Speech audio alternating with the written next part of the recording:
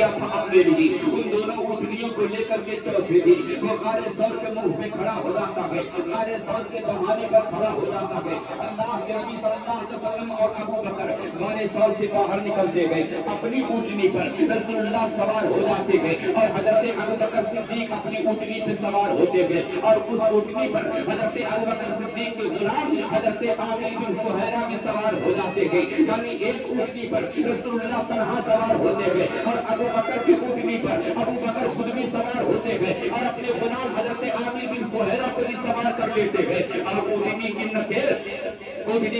نکیل جو ہے عبداللہ بن عرطب کے ہاتھوں میں دے دی جاتی ہے. عبداللہ بن عرطب جو راستوں کا ماہر تھا, اس سمندر کے کناروں سے راستہ غیر معروف راستہ, ایسا راستہ جو عام طور سے لوگ سفر نہیں کیا کرتے تھے, ایسا غیر معروف راستہ تھا جہاں عام طور سے قافلے نہیں آتے تھے, لشکر نہیں آتے تھے. مکہ والے جس راستے پہ کبھی سفر نہ کرتے تھے, ایسا چھوٹ کر کے غیر معروف راستے پر عبداللہ بن عرطب جو ہے ان لوگوں کو لے کر کے چلتا ہے, اور مدینہ طیبہ کی سرزمین کی جانب بڑھتا ہوا چلا جاتا ہے. اور اللہ کے نبی کا یہ مختصر سا قافلہ, ساتھ میں ابو بکر صدیق ہے, ساتھ میں ابو بکر کے غلام حضرت عامر بن فہیرہ ہے, اور راستہ بتانے والا راستوں کا ماہر کافر عبداللہ بن عرطب ہے. یہ چاروں لوگ منزل بمنزل سفر کرتے ہوئے آگے بڑھتے ہوئے چلے جاتے ہیں. جب آگے بڑھتے ہیں تو راستے میں ایک جو ہے کٹیا ملتا ہے, ایک چھوٹا سا پھوس کا مکان ملتا ہے, جس میں ایک ضعیفہ عورت بیٹھی ہوئی تھی جس کا نام ام معبد تھا. ام معبد کا ایک کام تھا کہ وہ راستے میں کھانا بنایا کرتے تھے, اور جب مسافر ادھر سے گزرتے تھے تو ام معبد سے کھانا خرید کر کے کھایا کرتے تھے, اپنی بھوک مٹایا کرتے تھے. جب اللہ کے نبی صلی اللہ علیہ وسلم ام معبد کے خیمے کے قریب سے گزرے تو ام معبد کے یہاں اللہ کے نبی قیام فرماتے ہیں, وہاں ٹھہرتے ہیں, اور ام معبد سے ارشاد فرماتے ہیں, وہ کھانا بیچنے والی ام معبد, اگر کچھ کھانا ہو تو ہم خریدنا چاہتے ہیں, ہم کئی دنوں سے سفر کر رہے ہیں, اگر تو کوئی کھانا تیار ہے تو ہم کو دے دے, ہم کھانا چاہتے ہیں, اور یہ قیمت دے کر کے ہم خریدیں گے. حضرات تو ام معبد نے کہا تھا, وہ مسافر آنے والے, کھانا ختم ہو چکا ہے, اور گھر میں کھانے کا کچھ انتظام بھی نہیں ہے, اور خیمے میں کھانے کا کچھ انتظام بھی نہیں ہے, اس لیے کچھ کھانا نہیں مل پائے گا. اللہ کے نبی صلی اللہ علیہ وسلم ارشاد نظر اٹھاتے ہیں تو کیا دیکھتے ہیں, ام معبد کے مکان کے اندر, خیمے کے اندر جو ہے ایک بکری بندھی ہوئی ہے. اللہ کے نبی نے اشارہ کیا, ام معبد اس بکری کا دودھ ہی ہم کو دے دے تاکہ ہم لوگ پی کر کے سیراب ہو جائے,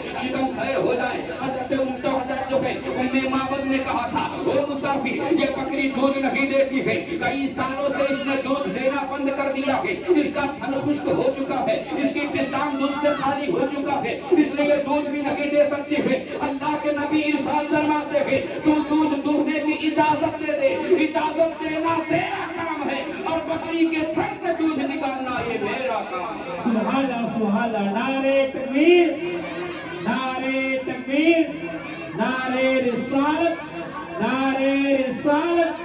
جشن عید میلاد النبی, جشن عید میلاد النبی, سرکار کی آمد, مکے کی آمد, مدینے کی آمد. نعرہ حیدری, نعرہ تکبیر, نعرہ رسالت. اللہ کے نبی نے فرمایا, ام معبد, اگرچہ وہ بکری دودھ نہیں دیتی ہے مگر تم دودھ نکالنے کی اجازت دے دو. ام معبد نے دیکھا کہ عجیب مسافر ہے, کھانا مانگتا ہے, جب میں نے کہا کھانا نہیں ہے تو کہتا ہے بکری کا دودھ ہی دے دو. جب ہم نے کہا کہ بکری کئی سالوں سے دودھ نہیں دے رہی ہے تو یہ مسافر تو کہنے لگا کہ تم مجھے اجازت دے دو نکالنے کے لیے. ام معبد نے سوچا, جب بکری کئی سال سے, میری بکری میرے دہنے سے دودھ نہیں دیتی ہے تو مسافر کے دہنے سے کیا دودھ نکلے گا.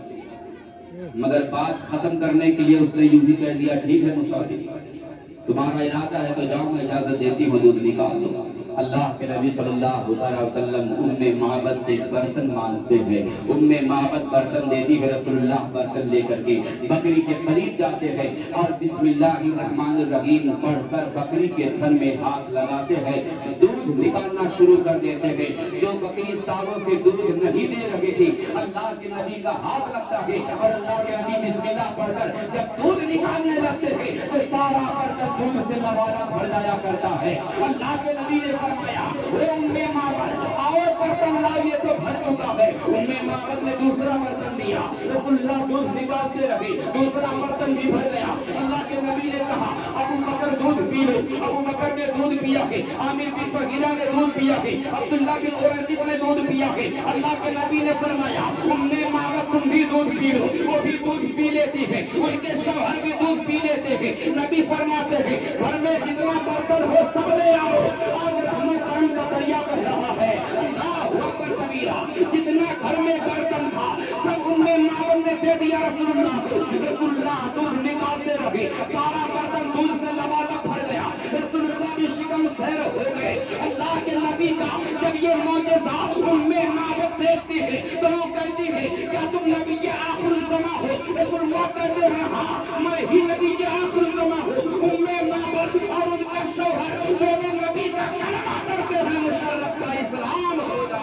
सुभान अल्लाह, सुभान अल्लाह, बहुत खूब। अल्लाहू अकबर कबीरा, ये नबी का मौजज़ा है, ये नबी के कदमों की बरकत है, ये नबी के हाथ की बरकत है। अरे जो रसूलुल्लाह सहाबे किराम को 13 मर्तबा अपने भाइयों, अपने उंगलियों के भाइयों से पानी निकाल करके जो नबी 13 मर्तबा अपने सहाबा को पिला दिए हो, वो अगर बकरी से दूध निकाल ले तो ताज्जुब की क्या बात है। हज़रात रिवायतों में आता है कि बकरियां तो दूध देने के बाद जो है एक मखसूस महीनों तक दूध देती है, उसके बाद दूध देना बंद कर देती है। लेकिन अल्लाह के नबी ने बिस्मिल्लाह पढ़ करके और जिस बकरी के थन से दूध निकालना था, अल्लाह की शान ऐसी, अल्लाह की कुदरत ऐसी कि वो बकरी जो है कभी भी दूध देना बंद नहीं करती है, हमेशा दूध देती रही। यहाँ तक कि जो है सफरे हिजरत के बाद 18 साल तक वो बकरी जिंदा रही और लगातार 18 साल तक वो बकरी दूध देती ही रही।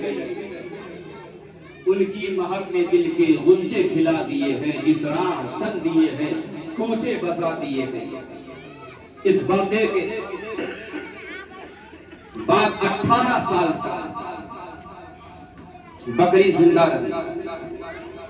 हजरत उमर का दौरे खिलाफत आया।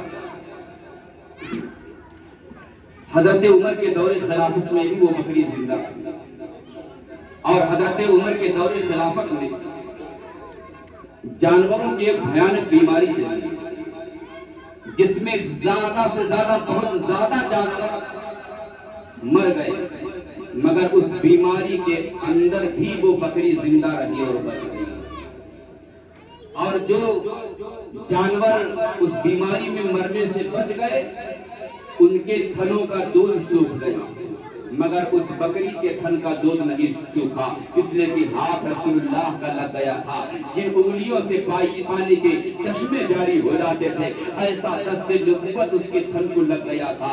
इसीलिए तो कहा है आला हजरत अज़ीमुल बरकत ने कि मेरे करीम से गर कतरा किसी ने मांगा, मेरे करीम से गर कतरा किसी ने मांगा, दरिया बहा दिए हैं, दुर्बे बहा दिए हैं। रसूलुल्लाह के कदमों की बरकत ऐसी है, रसूलुल्लाह के दस्ते नबुव्वत की बरकत ऐसी है। हज़रात उम्मे मामद और उनके शौहर को कलमा पढ़ाकर रसूलुल्लाह सफर जारी रखते हैं, आगे बढ़ते हैं। इधर कुफार मक्का ने ऐलान कर ही दिया था कि जो मोहम्मद को गिरफ्तार करके लाएगा हम उसे 100 ऊंटों का इनाम अदा कर देंगे।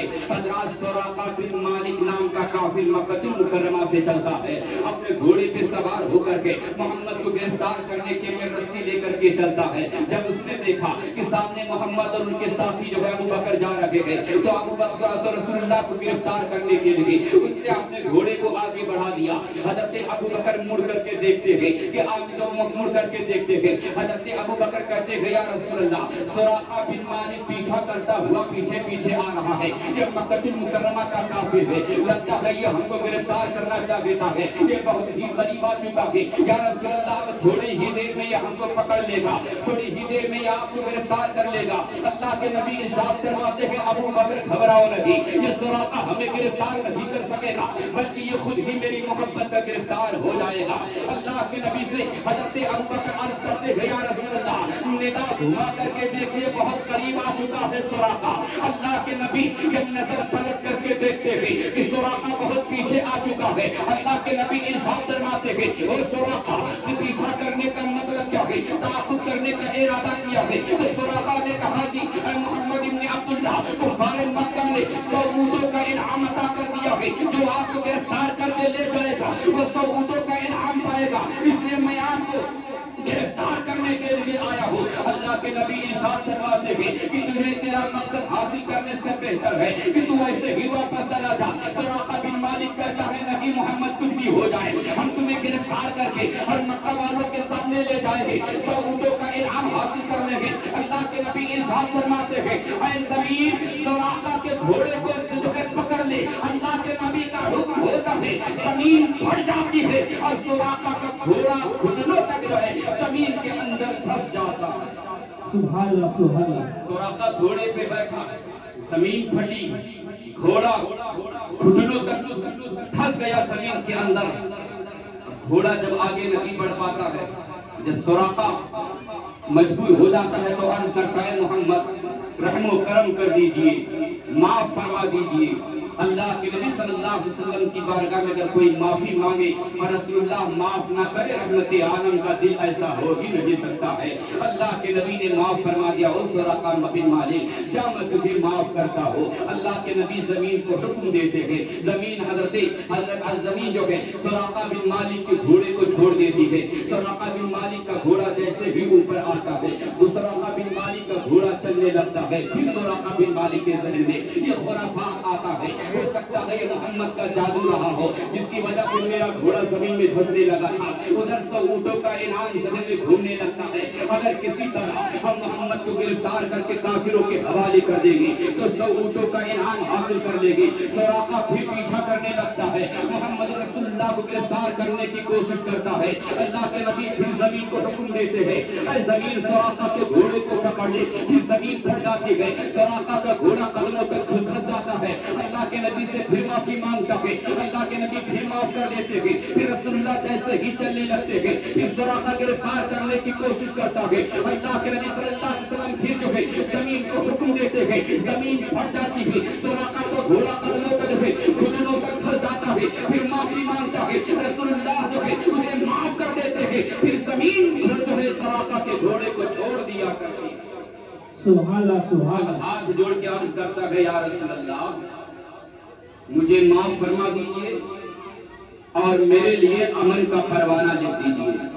میں آپ کو چھوڑ کر کے مکہ واپس جا رہا ہوں اور آپ کو پکڑنے کے لیے راستے میں جو بھی کافر ہم سے ملے گا ہم اس سے کہیں گے کہ محمد ادھر نہیں گئے ہیں، کہیں اور چلے جاؤ تم تلاش کرنے کے لیے۔ اللہ کے نبی صلی اللہ علیہ وسلم کے اس معجزہ کو دیکھ کر کے اس وقت جو ہے سراقہ بن مالک ایمان تو نہیں لایا مگر ایمان کی عظمت اس کے دل میں بیٹھ چکی تھی، رسول اللہ کی محبت اس کے دل میں بیٹھ چکی تھی، مگر حالات کے پیش نظر وہ فوراً مسلمان تو نہیں ہوا تھا، مگر رسول اللہ سے ایک پرچہ لکھوا لیا تھا کہ یا رسول اللہ آپ مجھے امن کا پروانہ عطا کر دیجئے۔ کبھی مسلمان غالب ہو کر کے جب کافروں کو گرفتار کریں گے تو میں یقین پر امن کا پروانہ دیکھ کر کے آزاد ہو جاؤں گا۔ اس لیے کہ سراقہ بن مالک اتنا تو سمجھ گیا تھا کہ جس رسول اللہ کے معجزے کا عالم یہ ہو کہ جو زمین کو کہہ دے تو زمین میرا گھوڑا پکڑ لیتی ہے اور زمین میرے گھوڑے کو گھٹنوں تک پھنسا لیتی ہے۔ سراقہ سمجھ گئے تھے ایک دن ایسا آئے گا کہ یہ محمد آپ تو رات کے سناٹے میں مکہ چھوڑ کر کے جا رہے ہیں، مگر ایک دن ایسا ضرور آئے گا یہ فاتح مکہ بن کر کے مکہ میں لوٹیں گے اور مکہ کے کافروں کو گرفتار کر لیں گے۔ اس لیے سراقہ نے کہا اے یا رسول اللہ یا رسول اللہ میرے نام امن کا پروانہ لکھ دیجئے تاکہ تب جب آپ فاتح مکہ بن کر کے مکہ میں لوٹیں گے اور جب یہ کافر گرفتار ہو جائیں گے تو آپ کا لکھا ہوا امن کا پروانہ دکھا کر کے میں آزاد ہو جاؤں گا۔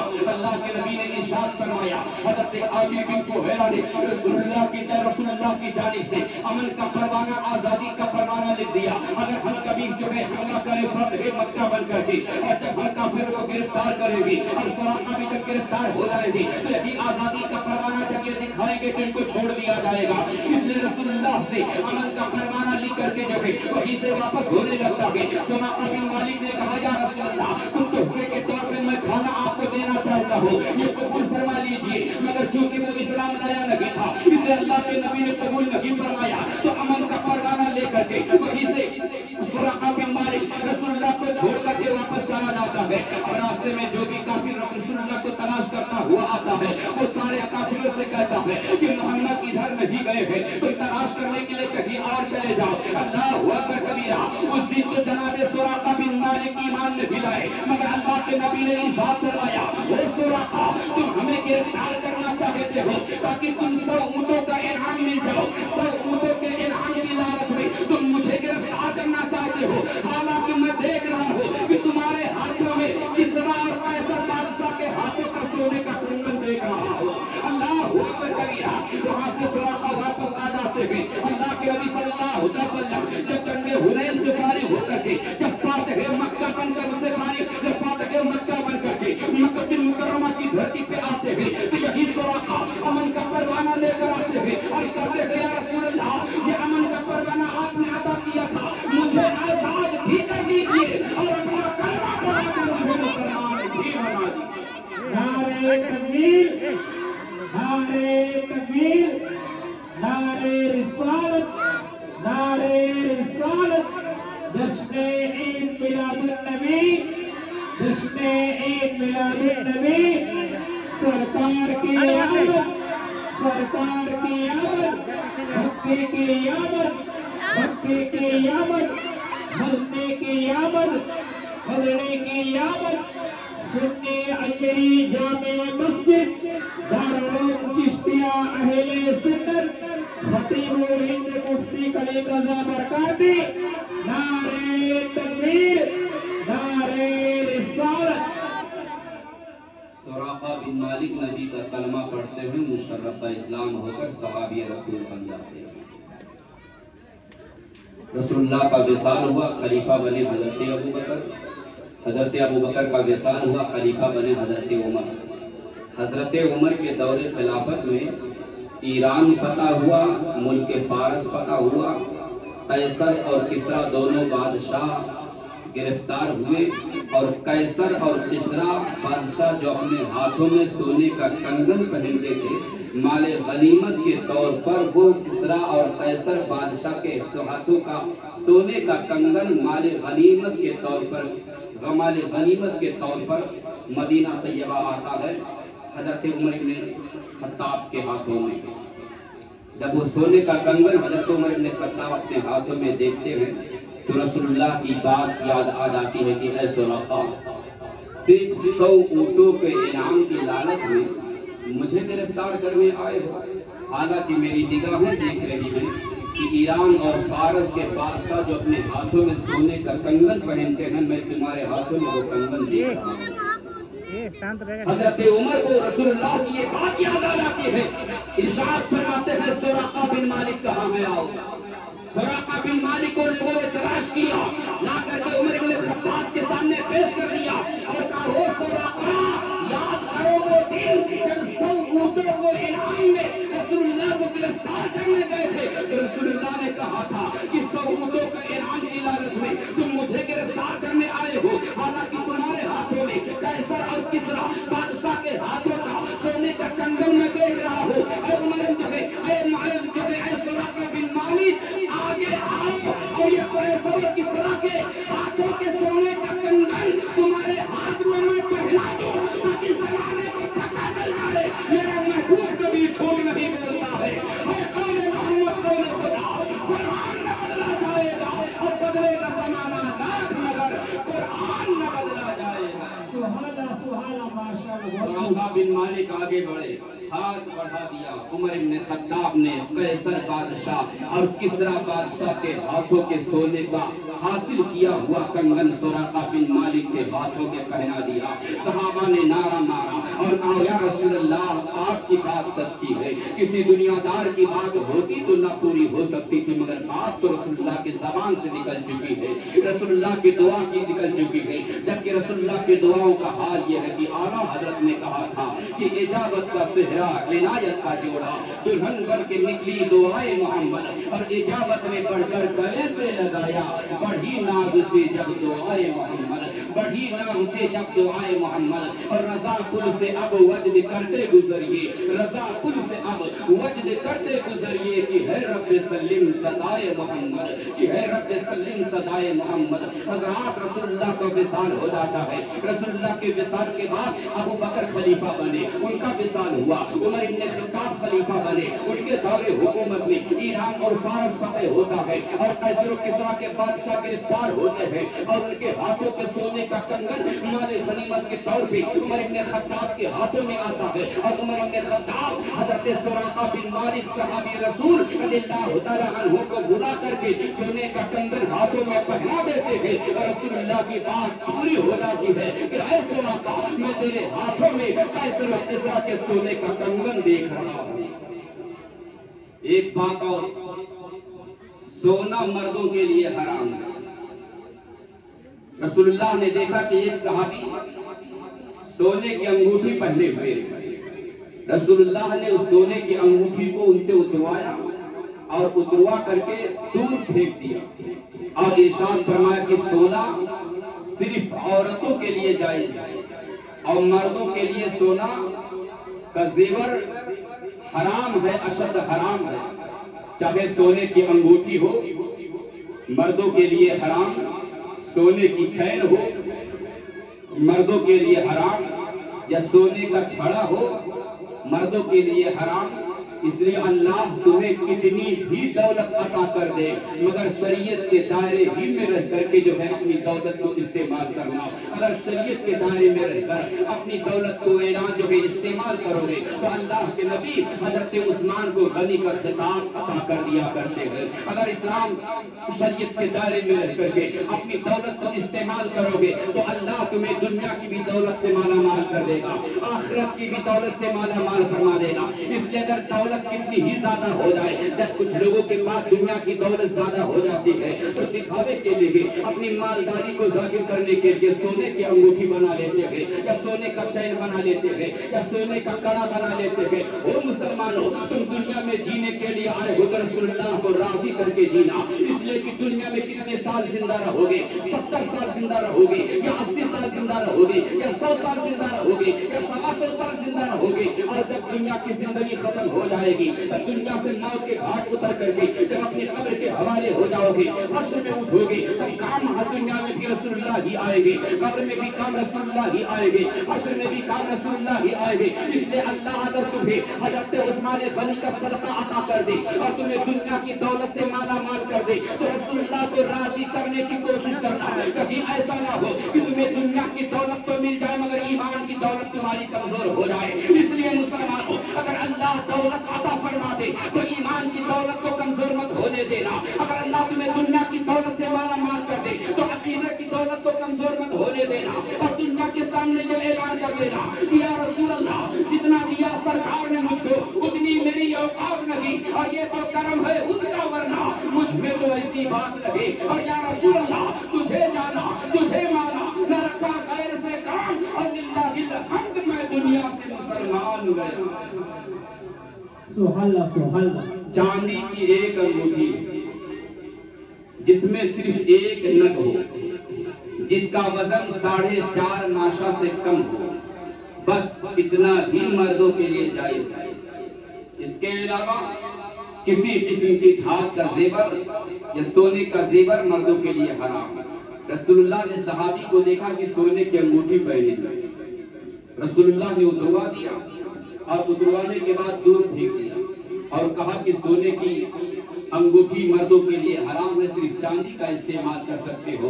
ये कहकर के रसूलुल्लाह वहां से चले गए। कुछ सहाबा ने उस सहाबी के पास जाकर के कहा कि रसूलुल्लाह तो चले गए हैं, अंगूठी फेंक कर रसूलुल्लाह चले गए हैं, जाओ आप अपनी अंगूठी उठा लो, घर में किसी औरत को दे देना। सहाबी का इश्क़ रसूल तो देखो, इरशाद फरमाते हो नबी के सहाबा, जिस चीज को नबी ने हिकारत के साथ फेंक दिया हो, अगर वो सोने की हो मैं उसे उठा नहीं सकता हो, मैं उसे तो खुद नहीं पहनूंगा, अपने घर की औरतों को भी नहीं पहनाऊंगा। इसलिए कि सोने की उस अंगूठी पर रसूलुल्लाह ने नापसंदीदगी की निगाह डाल दी है और जिस चीज पर रसूलुल्लाह की नापसंदीदगी की नजर पड़ जाए अल्लाह उसमें बरकत नहीं दे सकता है। इसलिए रसूलुल्लाह फेंक कर चले गए हैं, तुम कहते हो उठा लो, कसम खुदा की कयामत तक वो अंगूठी पड़ी रहेगी मगर उठाने के लिए मैं कदम भी नहीं बढ़ा सकता हूँ।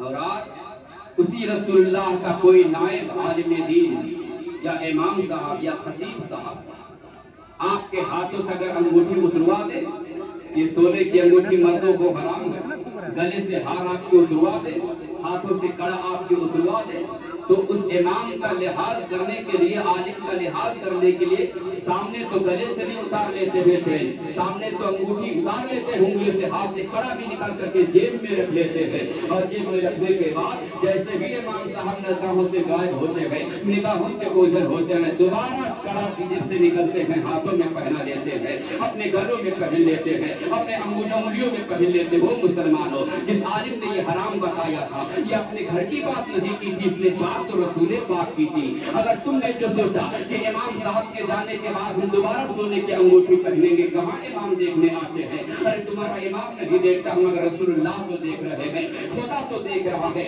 इस इमाम ने तो सिर्फ रसूलुल्लाह की बात तुम्हारे तक पहुंचा दी थी, इस खतीब इमाम ने तो सिर्फ रसूलुल्लाह की शरीयत तुम्हारे सामने बता दिया था। बस इसका काम इतना ही था, इसने हदीस की किताबों में पढ़ा था, वो मसला तुमको बता दिया था। अब मामला तुम्हारा और इमाम साहब का नहीं, मामला तुम्हारा और मुस्तफा की शरीयत का आ गया है। अगर तुम सोचते हो कि इमाम के जाने के बाद हमने सोने के हार को गले में डाल लिया, इमाम नहीं देख रहे हैं, इमाम के जाने के बाद हमने अंगूठी पहन लिया है, इमाम नहीं देख रहे हैं, तुम सोचते हो हमने इमाम को धोखा दे दिया है कि नहीं? तुमने इमाम को नहीं देखा दिया है, तुमने शरीयत को धोखा दिया है, तुमने इस्लाम को धोखा दिया है, तुमने नबी की मोहब्बत को धोखा दिया है। इसलिए प्यारे, जो चीज शरीयत में जायज है उस पे अमल करो, ताकि खुदा भी राजी हो जाए, मुस्तफा भी राजी हो जाए। या रसूल अल्लाह, तुझे जाना तुझे माना, मैं रखा खैर से काम, लिल्लाहिल हम्द, मैं दुनिया से मुसलमान। सुभान अल्लाह, सुभान अल्लाह। वो सहाबा की जिंदगी है, जब बात इस्लाम की आती है तो सहाबा इस्लाम पे अमल करते हुए नजर आते हैं। हज़रत अब्बास रज़ियल्लाहु तआला अन्हु, वाक़या लंबा हो जाएगा, बस इंशाअल्लाह कल हम आपके सामने बात पेश करेंगे। अल्लाह रब्बुल इज्जत हम सबको नबी के इश्क में जिलाए, नबी के इश्क में मौत नसीब फरमाए। सहाबा ने अपनी दौलत रसूलुल्लाह की मोहब्बत में कुर्बान किया था, उसी सुन्नत पे अदा करते हुए आज हम भी और आप भी इस्लाम की राहों में अपनी दौलत खर्च करते हैं। आज हमारे और आपके दौलत ही की वजह से ये मस्जिदें आलीशान नजर आती है, हमारे और आप ही के चंदे से ये इस्लाम के मदरसे और तेरे जगह आबाद होते हुए नजर आते हैं, हमारे और आप ही के जायज कमाई से दीन इस्लाम का काम होता हुआ नजर आता है। ये जो अजमेरी मस्जिद 3-4 मंजिला शानदार इमारत है, क्या मस्जिद कोई बजट अपने पास खुद नहीं रखती है? मस्जिद जो है की किफायत कोई नहीं करता है, मस्जिद की किफायत खुदा करता है, अपने बंदों के जरिया करता है। अल्लाह अपने बंदों को दौलत अता करता है, फिर उसी दौलत से अल्लाह तबारक व तआला जो है मस्जिदों की तामीर में अपने बंदों से हिस्सा ले लिया करता है। हज़रात के जो आलीशान मस्जिदें दिख रही है, ये आवाम के चंदों के पैसे से हुआ करता है। ये आलीशान जो मदरसे चलते हैं, ये आम अहले सुन्नत के जायज रकम से हुआ करता है। और ये नबी के 12 दिन की महफिलें और हुसैन के 10 दिन की महफिलें